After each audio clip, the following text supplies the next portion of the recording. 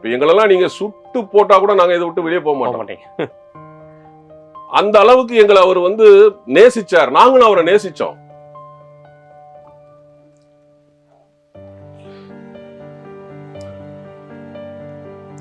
அவர்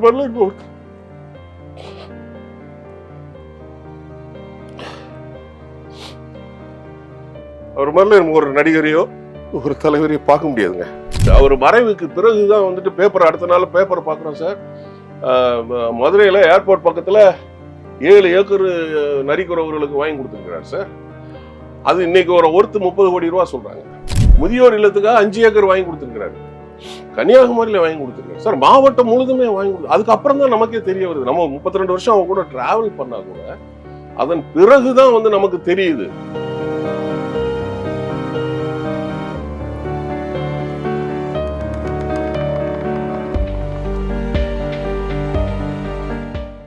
வணக்கம். இன்று நம்மிடையே இணைந்திருப்பவர் தேமுதிக கட்சியின் செய்தி தொடர்பாளர் திரு மீசை ராஜேந்திரன் அவர்கள். தேமுதிகங்கிற ஒரு கட்சி மாபெரும் ஒரு இயக்கமா 2004 2005 காலகட்டங்களில் உருவாகிடுச்சு. அந்த காலகட்டங்களில் மதுரையில் ஒரு முதல் மாநாடு ஒன்று நடத்தியிருப்பார் கேப்டன் அவர்கள். அந்த மாநாட்டில் இதுவரைக்கும் தொடங்கப்பட்ட கட்சிகளிலே திமுக எதற்காக தொடங்கப்பட்டது என்ற ஒரு வார்த்தை, ஒரு பெரிய ஒரு விஷயத்தை அண்ணா அவர்கள் கூறியிருப்பார்.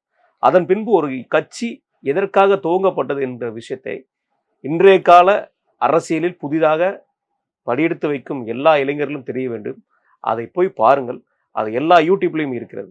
அதில் குறிப்பாக கேப்டன் அவர்கள் சொல்லுவார், நான் 100 பேருக்கு தையல் மிஷின் கொடுக்குறேன், 25 லட்சம் பேரை நான் 25 லட்சம் ரூபாய் வருடம் செலவழித்து நான் படிக்க வைக்கிறேன், கல்லூரிகளையும் பள்ளிகளையும் படிக்க வைக்கிறேன். அதே போல என்னுடைய மன்ற தோழர்கள் நல்ல விஷயங்களுக்கு செல்லும் பொழுது ஒரு காவல்துறை அலுவலகத்தில் கூட நீங்க மன்றக்காரர்கள் தானே, கட்சிக்காரர்கள் இல்லையே அப்படின்னு வற்புறுத்தினார்கள். போல பல விஷயங்களுக்காக நான் கட்சி ஆரம்பித்திருக்கிறேன். நான் மக்களுக்காக தான் ஆரம்பிச்சிருக்கிறேன். என்னுடைய பணத்தை நான் இப்போது கூட என்னுடைய வீடை விற்று தான் இந்த மாநாடு நடத்துறேன்னு சொல்லி அவருடைய கட்சி தொடங்கப்பட்டதுலேருந்து அந்த மாநாடு நடத்துறதுக்கு உண்டான அந்த விஷயம் வரைக்கும் அவர் எடுத்து வச்ச விதம் புல்லரிக்குங்க. அதை போய் பாருங்க. இன்றைக்கு அதை பற்றி நம்ம விவாதிக்க இருப்பவர் நம்முடைய அண்ணன் மீசை ராஜேந்திரன் அவர்கள். அண்ணா வணக்கம் சார். வணக்கம் வீரமணி சார்.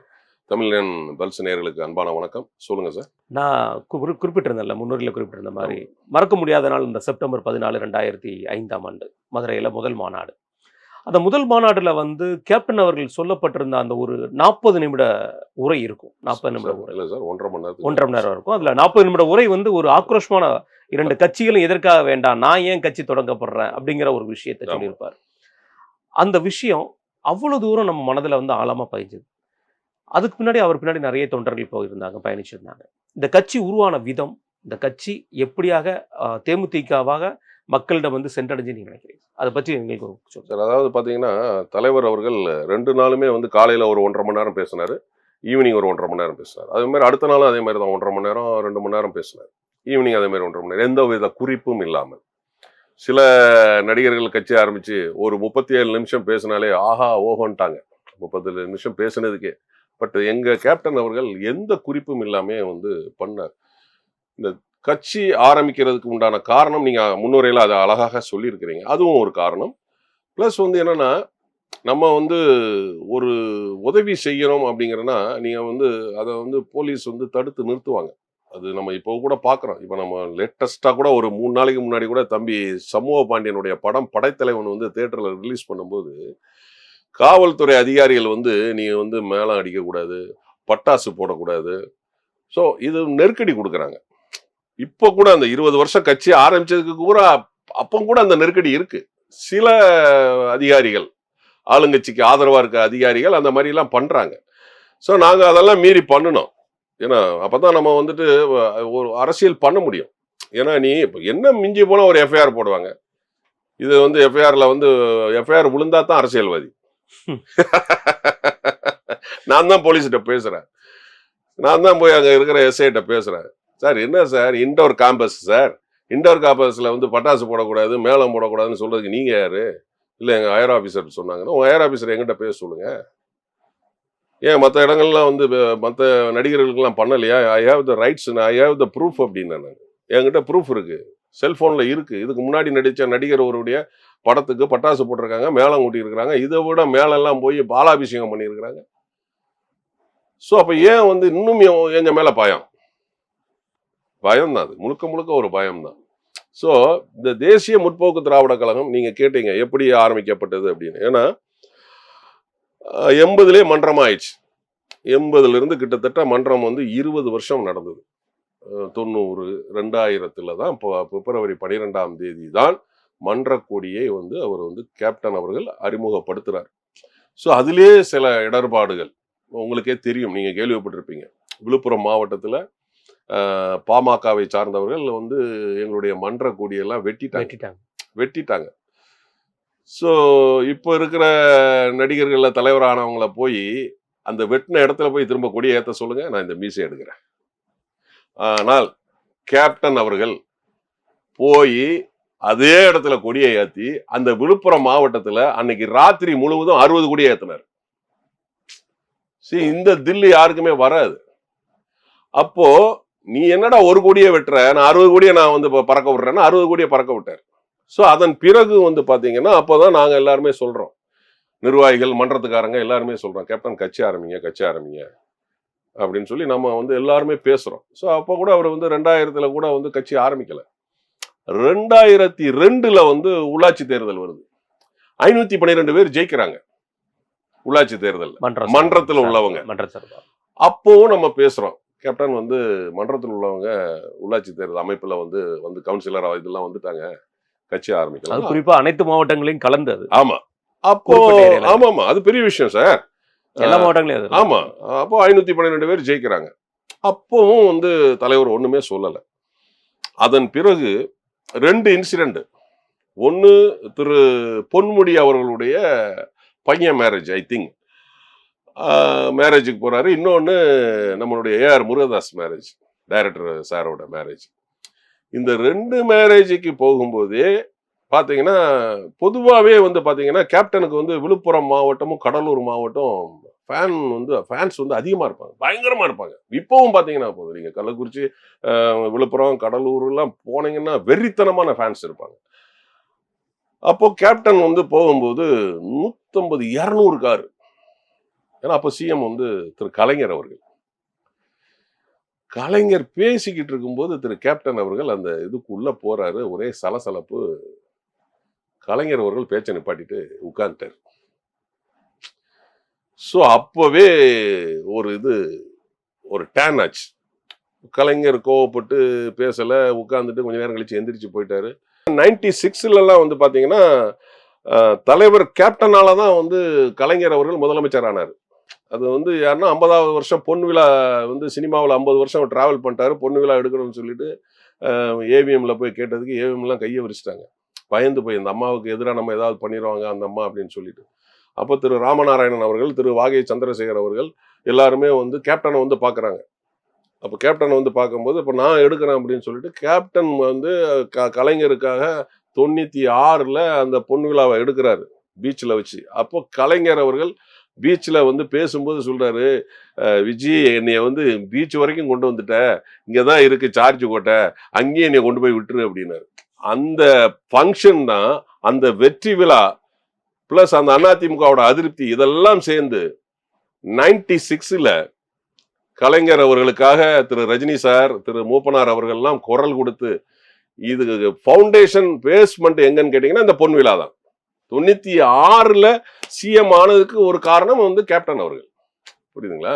ஸோ வந்து பாத்தீங்கன்னா அதன் பிறகு வந்து நம்ம வந்து 2000ல் வந்து மன்றம் ஆரம்பிச்சு அப்புறம் 2005ல் நிறைய நெருக்கடிகள் வந்து கொடுத்தாங்க ஆளுங்கட்சியில் இருந்தவங்க. அப்போ 2005ல் தான் அப்போ கட்சி ஆரம்பிக்கலாம்.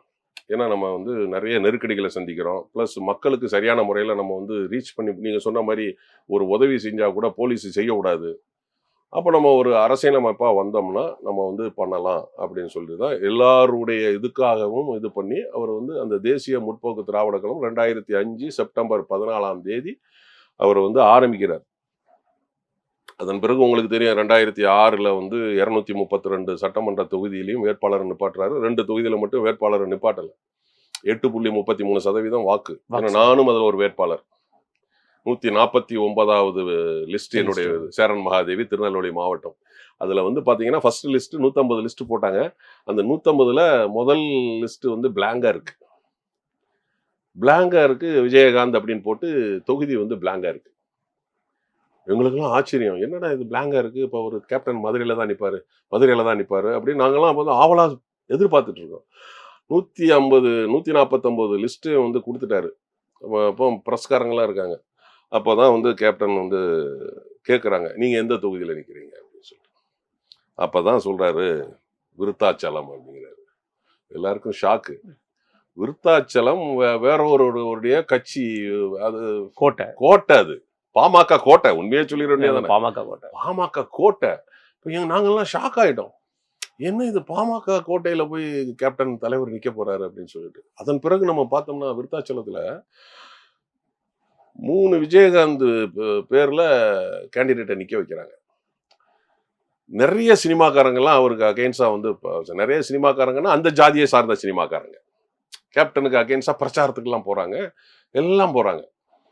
அப்போ கேப்டன் வந்து என்ன பண்றாருன்னா மற்ற தொகுதிக்கெல்லாம் போறாரு. 2006ல எல்லா தொகுதிக்கும்லாம் வர்றாரு. வந்து கட்சி ஆரம்பிச்சிருக்காங்க. பட் அதுக்கு முன்னாடியே அவர் வந்து பாத்தீங்கன்னா 47,000 கிலோமீட்டர் சுற்றுப்பயணம் பண்ணார். 47,000 கிலோமீட்டர் சுற்றுப்பயணம் பண்ணார் கேப்டன் அவர்கள். அப்போ அதுக்கு பேஸ் போடுறாரு பாருங்க. எப்படி இப்ப இருக்கிறவங்களாம் அதை பண்ணணும். நீங்க வந்து சும்மா வந்துட்டு ஒர்க் ஃப்ரம் ஹோம்ல உட்காந்துட்டு எல்லாம் வேலையெல்லாம் செஞ்சா வேலை நடக்காது. சுற்றுப்பயணம் போகணும். தமிழ்நாடு முழுதும் 234 தொகுதி இருக்கிற மாவட்டம் ஃபுல்லாவே சுற்றுப்பயணம் போகணும்.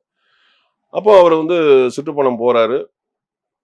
விருத்தாச்சலம் 3-4 விஜயகாந்த்ங்கிற பேர்ல நிப்பாட்டுறாங்க. நீ அங்க பாத்தீங்கன்னா ஃபுல்லாவே நிறைய வீடுல பாத்தீங்கன்னா கேப்டனுடைய போட்டோ இருக்கும். விருத்தாச்சலத்துல பாமக காரங்க கூட போட்டோ வச்சிருப்பாங்க கேப்டனுடைய போட்டோ. 61,737 ஓட்டு வாங்கி விருத்தாச்சலத்துல 13,337 ஓட்டு வித்தியாசத்துல 13,337 ஓட்டு வித்தியாசத்துல பாமக கோட்டன்னு சொன்னவங்க மூஞ்சிலெல்லாம் கரிய பூசி சட்டசபையில சிங்க மாதிரி வந்தார். அந்த துணிச்சல் வேற யாருக்குமே வராது. எல்லாமே சேஃப் கார்டு தான் பார்ப்பாங்க. எந்த தொகுதியில போய் நின்னா நம்ம ஜெயிப்போமோ அந்த தொகுதியை தான் தேர்ந்தெடுப்பாங்க. பட் இவர் அப்படி கிடையாது. போய் நின்று விருத்தாச்சலத்துல நின்று ஒரு சட்டமன்ற உறுப்பினர். அதன் பிறகு நம்ம 2011 அம்மையாரோட போனாங்க. அன்னைக்கு முதல் சட்டமன்ற தேர்தல் 8.33% வாக்கு வங்கி. 2006, 2009, 2011 பார்க்கப்பட்ட தேமுதிக மிகப்பெரிய ஒரு ஆலமரமா இருந்த தேமுதிகக்கு இப்படி ஒரு வீழ்ச்சியை சந்திக்க வேண்டிய சூழ்நிலை வந்துச்சு. இது தேமுதிகக்கு இது என்ன காரணம் நினைக்கிறீங்க? அல்லது இந்த வீழ்ச்சிக்கு உண்டான காரணம் அது கேப்டன் அவர்கள் இருக்கும் பொழுதே 2016 கூட அவரோட உடல்நிலை கொஞ்சம் மோசமா இருந்தது. அதை தவிர்க்கலாம். ஆனா அதுக்கு என்ன காரணமா இருக்கும் நீங்க நினைக்கிறீங்க? இல்ல இப்ப நீங்க சொன்னது மாதிரி 2006 8 புள்ளி, 2009 10 புள்ளி சம்திங், 2011 7 புள்ளி சம்திங், 2014 5 புள்ளி சம்திங், 2016 மக்கள் நல கூட்டணி 2 புள்ளி சம்திங். அது காரணம் என்னன்னு கேட்டீங்கன்னா பொதுவாகவே வந்து ஒரு விஷயம்தான். நம்ம வந்து அது வந்து நம்ம தலைவர் அவர்கள் கூட்டத்திலே கேட்டாரு, நான் கிங்கா இருக்கணும்னு நினைக்கிறீங்களா, கிங் மேக்கரா இருக்கணுமான்னு கேட்டாரு. அப்போ அதுக்கு முன்னாடி வந்து மக்கள் நல கூட்டணின்னு சொல்லிட்டு இவங்க வந்து முதலமைச்சர் வேட்பாளரை அறிவிக்காம விடுதலை சிறுத்தைகள், மதிமுக, கம்யூனிஸ்ட் இவங்கெல்லாம் ஜி.கே. வாசன் அவர்கள்லாம் ஒரு அணியை அமைச்சு வச்சிருக்கிறாங்க. ஸோ அப்போ வந்து கேப்டனை வந்து பார்க்க வர்றாங்க. அப்போ வந்து கேப்டன் வந்து நீங்க சிஎம் கேண்டிடேட்டா இருங்க. அவங்க சொல்லவே இல்லை சிஎம் கேண்டிடேட் நாங்கள் அப்புறமா அறிவிப்போம், எலெக்ஷனுக்கு அப்புறம் தான் அறிவிப்போம்லாம் சொன்னாங்க. பட் கேப்டனை வந்து பார்த்துட்டு நீங்க வந்து சிஎம் கேண்டிடேட்டா நின்னுங்க அப்படின்னு சொல்லிட்டு அது வந்து கேப்டன் எடுத்த முடிவு எங்களை பொறுத்த வரைக்கும் கேட்டீங்கன்னா ஒரு நல்ல முடிவு தான். ஏன்னா அதுக்கு முன்னாடி நம்ம கூட்டணி போயிருக்க கூடாது 11ல. இப்போ வந்து நம்ம 16 சிஎம் கேண்டிடேட். ஸோ வந்து என்ன நினைச்சாரு அப்படின்னா மக்கள் வந்து நம்மளை வந்து இது பண்ணுவாங்க அப்படின்னு அவர் ஒரு கால்குலேஷன் போட்டார். பட் மக்கள் வந்து அவரை வந்து அந்த கூட்டணியையும் அவரையும் வந்து அவங்க வந்து அக்செப்ட் பண்ணலை. அது வந்து நான் என்ன சொல்லுவேன்னா தமிழ்நாட்டுக்கு கிடைத்த சாபக்கேடுன்னு தான் நான் சொல்லுவேன். நீங்க அன்னைக்கு வந்து தலைவர் அவர்களை முதலமைச்சராக ஆக்கியிருந்தால் எப்படி எம்ஜிஆர் அவர்களும் பெருந்தலைவர் காமராஜ் அவர்களும் மக்களுக்கான ஒரு ஆட்சியை கொடுத்தாங்களோ அதே மாதிரி ஒரு ஆட்சியை அவர் கொடுத்திருப்பார். நிச்சயமா கொடுத்திருப்பாரு. ஏன்னா அவரு 2006லயே தேர்தல் அறிக்கையெல்லாம் சொல்லி வீடு தேடி ரேஷன் பொருட்கள் வரும்னா சொன்னாரு. அதெல்லாம் கிண்டல் பண்ணானுங்க. இப்ப இருக்கிற ஆளுங்கட்சியும் சரி, ஆண்ட கட்சியும் சரி கிண்டல் பண்ண. அது எப்படியா வீடு தேடி ரேஷன் பொருட்கள் எல்லாம் போகும்னு சொல்லி நானே கேட்டிருக்கேன். பராசக்தியில சிவாஜி சொன்னாரு, நானே பாதிக்கப்பட்டேன், நேரடியாக பாதிக்கப்பட்டேன்னு சொன்னாரு. அதே தான் நானே நேரடியா நான் கேப்டன் கேட்டேன். கேப்டன் எப்படி கேப்டன் வந்து நீங்க வந்து வீடு தேடி ரேஷன் பொருட்கள் போகும்னு சொல்றீங்க, எப்படி போவோம் அப்படின்னு. அப்ப அவர் ஒரு வார்த்தை சொன்னாரு, வீடு தேடி பால் வருதா, வீடு தேடி பேப்பர் வருதா, ஏன் அப்ப ரேஷன் பொருட்கள் வராது அப்படின்னு சொல்லிட்டு இன்னொரு விஷயமும் அதுல சொன்னார் பாருங்க. அதுதான் தொலைநோக்கு பார்வைங்கிறது. படிக்காத இளைஞர்களுக்கு வேலை, இந்த ரேஷன் பொருட்களை படிக்காத இளைஞர்களை வீடு தேடி கொண்டு கொடுக்க போவோம் தமிழ்நாடு முழுதும். அப்ப எத்தனை படிக்காத இளைஞர்களுக்கு வேலை கிடைக்கும்? கண்டிப்பா. எவ்வளவு ஸ்கீம் இந்த மாதிரி வச்சிருந்தாரு. அதே மாதிரி கறவை மாடு சொல்லும்போது கிண்டல் பண்ணானுங்க. கறவை மாடை கொடுத்தாங்க, ஆடை கொடுத்தாங்க.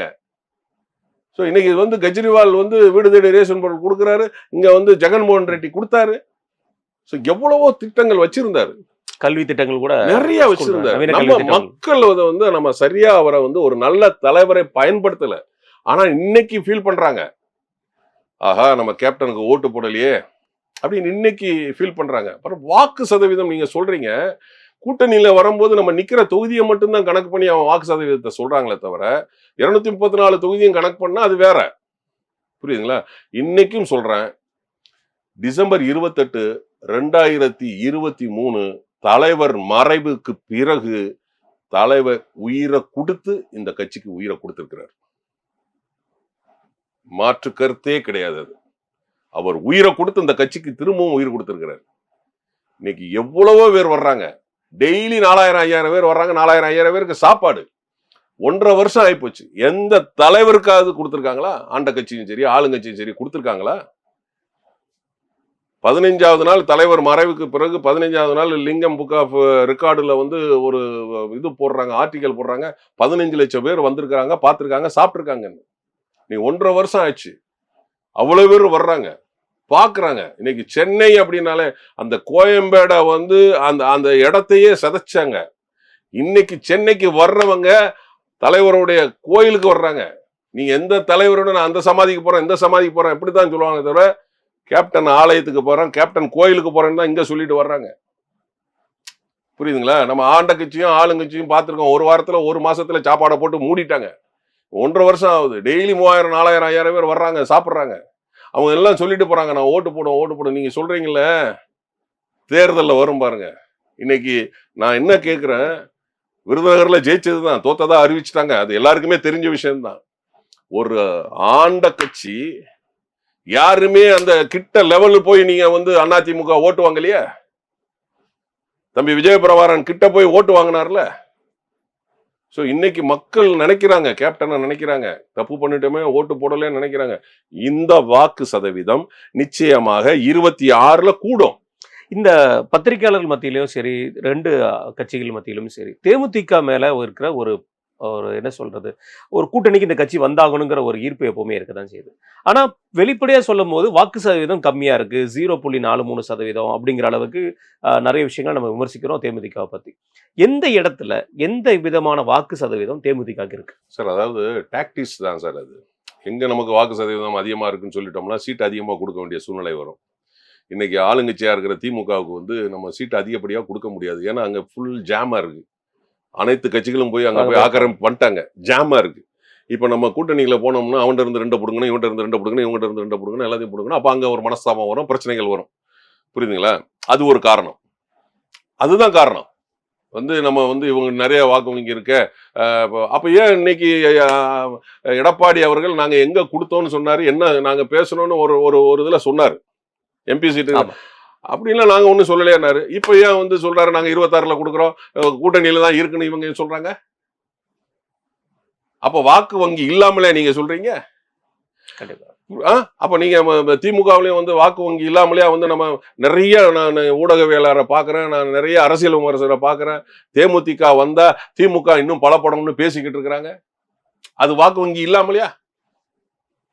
புரியுதுங்களா? இன்னைக்கு நீங்க பாத்துட்டு, நான் சொல்றேன் கேளுங்க, நான் அடிச்சு சொல்றேன் கேளுங்க. வட தமிழ்நாட்டிலும் சரி, இந்த பக்கம் தென் தமிழ்நாட்டிலும் சரி, கணிசமான ஒரு வாக்கு இருக்கு, 100% இருக்கு. நீங்க விழுப்புரம், கடலூர், கள்ளக்குறிச்சி எல்லாம் வந்து பாத்தீங்கன்னா திமுகவோட கூட்டணி வந்துச்சுன்னு வைங்களேன், ஃபுல் சாலிடா அவ்வளவு சீட் அடிக்கும். அது அவங்களும் சென்சஸ் எடுத்திருப்பாங்க. திராவிட முன்னேற்ற கழகம் சென்சஸ் எடுத்திருப்பாங்க. அண்ணா திராவிட முன்னேற்ற கழகம் சென்சஸ் எடுத்திருப்பாங்க. அதே மாதிரி நீங்க வந்து குறிப்பிட்ட ஜாதி கட்சிக்கு குறிப்பிட்ட மாவட்டத்துல தான் இருக்கு. பட் தமிழ்நாட்டை பொறுத்த வரைக்கும் இப்ப கேப்டனுடைய மறைவுக்கு பிறகு நிறைய வந்து தேமுதிகவுக்கு வாக்கு வங்கி அதிகமா வரும். 100% வரும். அது அவங்களும் கால்குலேஷன் போடுவாங்க. திமுகவும் போட்டிருப்பாங்க, அண்ணா திமுகவும் போட்டிருப்பாங்க. இவங்க வந்தா நமக்கு இவ்வளவு சீட்டு கிடைக்கும், இவங்க வந்தா இந்த சீட்டு நமக்கு கிடைக்கும் அப்படின்னு அவங்களும் கால்குலேஷன் போட்டிருப்பாங்க, சர்வே எடுத்திருப்பாங்க. மாற்று கருத்தே கிடையாது. அது சதவீதம் கூடாமலே அவங்க வந்து பேசுறாங்க. நீங்க வந்து கடகோடி தொண்டனை கூட பேர் சொல்லி கூப்பிடுவாரு, ரசிகரை கூட பேர் சொல்லி கூப்பிடுவாரு. அதனாலதான் இன்னைக்கு வந்து பாத்தீங்கன்னா 20 வருஷம் இந்த கட்சி தாக்கு பிடிக்க முடியுது. இப்ப எங்களெல்லாம் நீங்க சுட்டு போட்டா கூட நாங்க இதை விட்டு வெளியே போக மாட்டோம். அந்த அளவுக்கு எங்களை அவர் வந்து நேசிச்சார், நாங்களும் அவரை நேசிச்சோம்.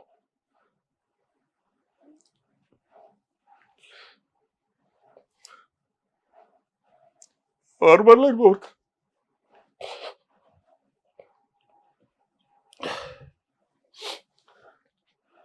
மாதிரில ஒரு நடிகரையோ ஒரு தலைவரையோ பார்க்க முடியாதுங்க. வாழ்க்கையிலையும் யாரையும் இந்த மாதிரி ஒரு மனுஷனை பார்க்க முடியாது.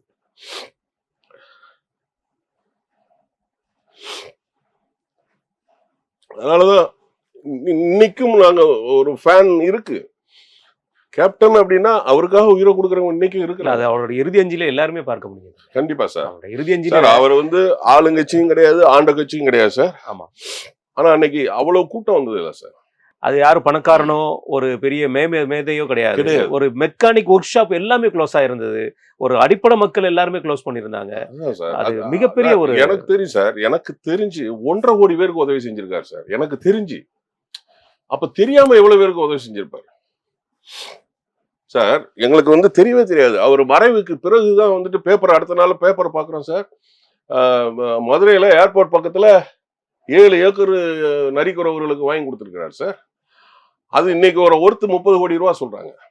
அப்புறம் எனக்கு நம்ம சொந்த ஊர் திருநெல்வேலி பக்கம் தென்காசியில ஆய்க்குடின்னு ஒரு இடத்துல முதியோர் இல்லத்துக்காக 5 ஏக்கர் வாங்கி கொடுத்திருக்கிறாரு. கன்னியாகுமரியில வாங்கி கொடுத்திருக்காரு சார். மாவட்டம் முழுதுமே வாங்கி கொடுத்து அதுக்கப்புறம் தான் நமக்கே தெரிய வருது. நம்ம 32 வருஷம் அவங்க கூட டிராவல் பண்ணா கூட அதன் பிறகுதான் வந்து நமக்கு தெரியுது. சோ இவ்வளவு அவர் பண்ணியிருக்காரா தலைவர் அப்படின்னு சொல்லிட்டு. நீங்க அதுல பாத்தீங்கன்னா கூட அந்த அண்ணா ஆட்சி பக்கம் அந்த மேம்பாலத்துல தலைவருடைய அந்த இறுதி ஊர்வலம் வரும்போது ஒரு அம்மா, பூ வியாபாரம் பண்ற அம்மா, மூடையில இருக்க பூவை அந்த வண்டி வரும்போது அந்த அவங்க கேப்டன் மேல கொட்டுவாங்க. சோ இதுல அப்ப அந்த அம்மாவுக்கு இவர் எப்போ உதவி செஞ்சிருக்காரு. அதுதான் ரீசன். நான் வந்து தலைவர் மறைவுக்கு பிறகு நான் வந்து 3வது நாள் நான் உள்ள போறேன். அந்த வாசல்ல ஒரு வயசான அம்மா தலைவர் போட்டோவை கன்னத்தை தடவிட்டு அழுதுகிட்டு இருக்கு. இப்ப நான் நின்று கேட்கிறேன், நீ பார்த்திருக்கியாங்க நம்ம அம்மா தலைவரை பார்த்திருக்கீங்களா அப்படின்னு. அது விழுப்புரம் பக்கம் ஒரு கிராமம். அது சொல்லிச்சு, நான் பார்த்திருக்கேங்க, ஒரே ஒரு தடவை நான் பார்த்திருக்கேங்க அப்படின்னு. எப்போ பார்த்தீங்க? எங்க ஊருக்கு வரும்போது கார்ல வந்தார் அந்த மகராசன். கார்ல வரும்போது கூட்டம் நிறைய இருந்தது. என்னையெல்லாம் கூட்டத்துல நெரிச்சு இது பண்ணிக்கிட்டு இருந்தாங்க. இந்த மகாராசன் காரை விட்டு இறங்கி என்னைய வந்து தள்ளி தனியா கூப்பிட்டு வந்துட்டு பாக்கெட்ல இருந்து 500 ரூபாய் கொடுத்துட்டு, கூட்டத்திலாம் வராதிங்கம்மா வீட்டுக்கு போங்கன்னு அனுப்பிச்சு வச்சாரு. என்னைக்கோ வந்து கூப்பிட்டு ஒரு உதவி செஞ்சு ஒரு 500 ரூபாய் கொடுத்தது அன்னைக்கு வந்து அழுதுட்டு இருக்கு. சோ இந்த ஒரு வரலாறு எனக்கு தெரிஞ்சு எந்த ஒரு நடிகருக்குமே கிடையாது. அடிச்சு சொல்லுவேன் நான். இப்பவும் சரி எப்பவும் சரி எந்த ஒரு நடிகருக்குமே அந்த மனசும் கிடையாது, அந்த வரலாறும் கிடையாது.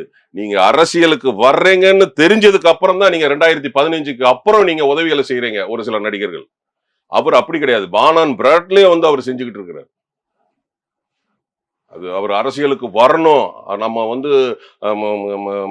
மக்கள் நம்மளை வந்து தேர்ந்தெடுக்கணும் அப்படிலாம் நினைக்கவே இல்லை. அவர் படிச்ச காலத்துல இருந்து தேவக்கோட்டையில டீப்ரிட்டே ஸ்கூல்ல படிச்சதுல இருந்து, மதுரையில வந்து நாடார் ஹை ஸ்கூல்ல படிச்சதுல இருந்து, அவங்க அப்பா அவர் வந்து ஸ்கூல்ல சேர்த்து விட்டு, எப்பா நீ எது வேணாலும் இந்த கடையில வாங்கிக்க அப்படின்னு சொல்லிட்டு கடைக்காரன்ட்டையும் சொல்லிட்டு போவாராம். ஸ்கூல்ல சின்ன பையனா இருக்கும்போது அப்போ அவர் மாசம் மாசம் பற்று எவ்வளவு வாங்கினாலும் நீ கொடுத்துருப்பா, காசை நான் கொடுத்துறேன்னு அவன் அப்பா சொல்லிட்டு போயிடுவாராம். இவர் என்ன பண்ணுவாராம், அப்பவே இவர் கூட படிக்கிற ஏழை பசங்களுக்கு கூட்டு போய் பென்னு, பென்சிலு, நோட்டு, எல்லாம் ரப்பர்னு வாங்கி கொடுப்பாரு. வரலாறு டீப்ரிட்ட ஸ்கூல்ல இருக்கு, மதுரையில நாடார் ஸ்கூல்ல இருக்கு. அவங்க ரைஸ் மில்ல வேலை பார்க்குற பொம்பளைங்க, இவர் வந்து படிச்சு முடிச்சோன்னு ரைஸ் மில் மேனேஜ்மெண்ட் பண்ணாரு. அப்போ சனிக்கிழமை தான் அங்க கூலி. இவர்கிட்ட அந்த அம்மா அங்க வேலை பார்க்குறவங்க எல்லாம் சொல்லுவாங்களாம், அது மாதிரி வேலைக்கிழமை, இன்னைக்கு வேலைக்கிழமை ஆயிப்போச்சு, சம்பளம் வாங்கிட்டு போனதெல்லாம் காலி ஆகிப்போச்சு, வீட்டில் பொங்குறதுக்கு அரிசி இல்லை, நெல்லுலேயே வேலை பார்ப்பாங்க, அரிசியிலே வேலை பார்க்காம, அரிசி இல்லைன்னொன்னே இவங்க அப்பாவுக்கு தெரியாம ஒரு மூட்டை அரிசி அடியை கொடுப்பாராம். சார் இந்த மனசு வரணும் சார். நீங்க அரசியலுக்கு வரணும் 2015 தான் நீங்க கல்வி ஊக்கத்தொகை, நாங்க வந்து விலை இல்லாத உணவகம், அது என்ன எதுக்கு நீங்க பண்றீங்க? மக்களுக்கு என்ன தெரியாமலையா இருக்கும்? மிக நன்றி. நான் உங்கள் நேரத்தையும் கருத்தையும் பகிர்ந்து மிக்க மிக நன்றி. நன்றி sir, Veeramani sir. Tamilian pulse நேயர்களுக்கு நன்றி. நேற்று, இன்று, நாளை, என்றுமே நான் உங்கள் நடிகர் மீசை ராஜேந்திரன். நன்றி, வணக்கம்.